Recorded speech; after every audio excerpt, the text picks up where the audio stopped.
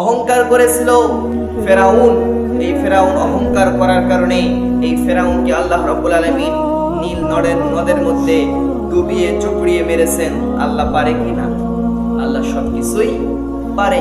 সম্মানিত ভাইরা আমার, এই জন্য স্বৈরাচার পতনের 1 নম্বর কারণ হলো অহংকার করা। এই অহংকার যদি কেউ করে, আল্লাহ রাব্বুল আলামিন তার পতন ঘটিয়ে দেয়।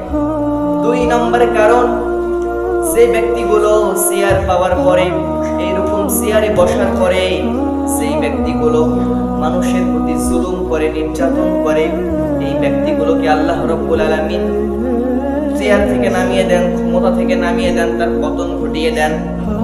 যেমন করে আমাদের দেশের সরকার, শেখ হাসিনা সরকার, তিনি একটা আয়না ঘর তৈরি করেছিল। কি ঘর তৈরি করেছিল? একটা আয়না ঘর তৈরি করেছিল। এই আয়না ঘর কিরকম ঘর? এটাতে কি মুখ দেখা যায়? না, এটাতে মুখ দেখা যায় না। এই আয়না ঘর সেই আয়না ঘর যে আয়না ঘরের মধ্যে জীবিত মানুষদেরকে কবরের মধ্যে রাখা হতো। ভালো ভালো বিশ্ব বরেণ্য বড় বড় মুফতি, মুহাদ্দিস, আলেম, এদেরকে নিয়ে গিয়ে সেই আয়না ঘরের মধ্যে শাস্তি দেওয়া হতো। এই আয়না ঘরের মধ্যে এক আলেম কাঁদতে কাঁদতে একটা গামছা দিয়ে তার চোখ মুছতেন। তিনি সেখান থেকে বাইর হওয়ার পর ঘোষণা দিয়েছেন, যদি এই গামছাতে আমি যেই পানিটুকু মুছেছিলাম, এই পানি যদি গামছাতে না মুছে বাহিরে ছেড়ে দেওয়া হতো, একটা নদীতে পরিপূর্ণ হয়ে যেত।